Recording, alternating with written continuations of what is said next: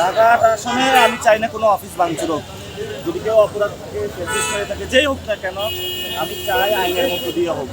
আমি ঢাকা ৮ আসনে যেই হোক না কেন, আপনারও যদি অপরাধ করেন আপনার বিচারের মধ্যে, আমি যদি অপরাধ করে ঢাকা ৮ আসনে কোনো আইনের কেউ আইন যাতে হাতে তুলে না দেয়।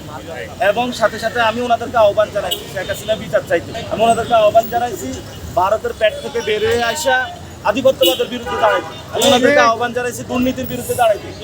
জাতীয় পার্টির অফিসের সামনে একজনকে পাইছিলাম, ওনার বাসা শাহজাহানপুরে। ওনারা জিজ্ঞেস করলাম শাহজাহানপুরে দুর্নীতি হয়, চাঁদাবাজি হয়? আমি বললাম আপনি ওইখানে দাঁড়ান ওইটার বিরুদ্ধে। এবং ওনাদেরকে বলছি বাংলাদেশের মানুষের কাছে এসে ক্ষমা চান। জীবনে যে অপরাধগুলো আপনারা করেছেন এই অপরাধের জন্য মানুষের সামনে যায় বারবার ক্ষমা চান। মানুষ ক্ষুব্ধ, মানুষের কাছে ক্ষমা চান। এই যে আওয়ামী লীগের একটা নেতা কর্মী যারা নিচু লেভেলের এখনো লজ্জিত হয়েছে, ক্ষমা চেয়েছে এখনো? ওনারা বলেছে জিএম কাদের নাকি ক্ষমা চাইছে। আমি আরো বলবো আরো বেশি বেশি করে ক্ষমা চান। যত বেশি ক্ষমা চাইবেন তত মানুষের রাগ কমবে। তো ঢাকা ৮ আসনে, আমার আসনে, এখানে কোনো অফিস কেউ আপনারা হামলা করবেন না, ভাঙচুর করবেন না। জাতীয় পার্টির সমস্যা থাকলে কোর্টে চলে যান।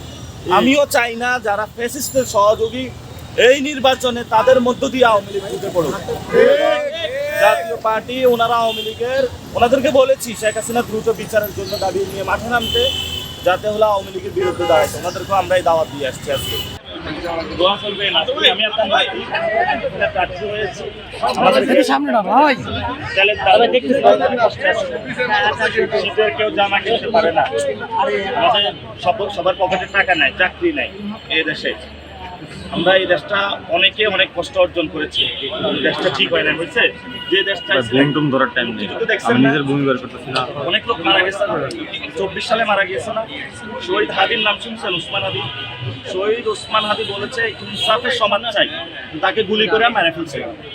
এবং তার বিচারটা আজকে 30 দিন এখনো হয় নাই, বুঝছে? বিচার হয় না।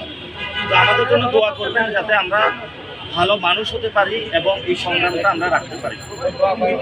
দোয়া করে দেন। আসসালামু আলাইকুম।